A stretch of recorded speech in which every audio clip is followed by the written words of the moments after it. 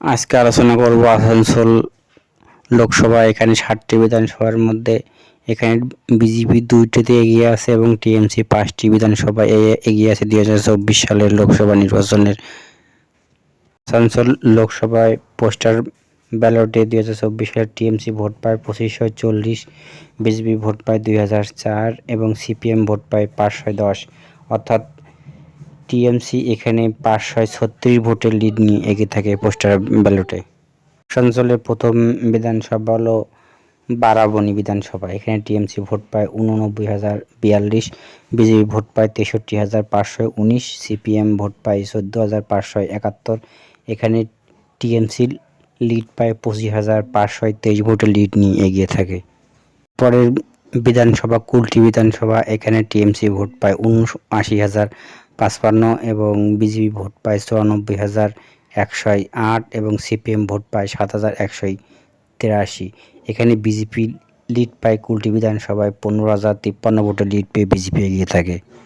তারপরের বিধানসভা আসানসোল উত্তর বিধানসভা। এখানে টিএমসি ভোট পায় 94,825, বিজেপি ভোট পায় 90,458, সিপিএম ভোট পায় 11,772, তৃণমূল কংগ্রেস এখানে 4,367 ভোটের লিড নিয়ে এগিয়ে থাকে।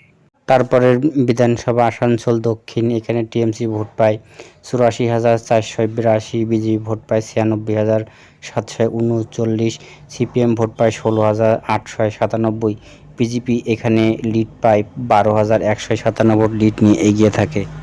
তারপরের বিধানসভা জামুয়ারি বিধানসভা। এখানে টিএমসি ভোট পায় 77,209, বিজেপি ভোট পায় 65,338, সিপিএম ভোট পায় 22,150, তৃণমূল কংগ্রেস এখানে 11,871 ভোটে লিড নিয়ে এগিয়ে থাকে।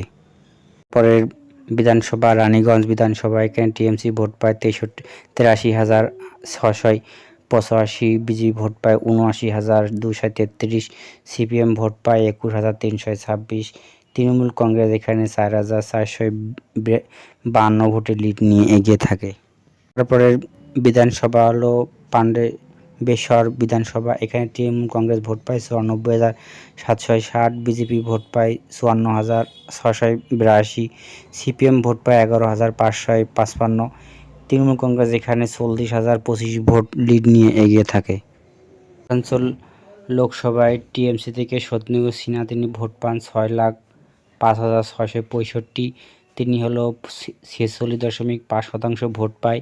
তিনি 2000 হলো উপনির্বাচনে যে ভোটটা পান 10%, তিনি ভোট কমে যায়। বিজেপি হলো SS আউলিয়া, তিনি ভোট পান 5,46,081, তিনি ভোট পান 41.96% ভোট পান এবং 11% ভোট বৃদ্ধি পায় বিজেপি।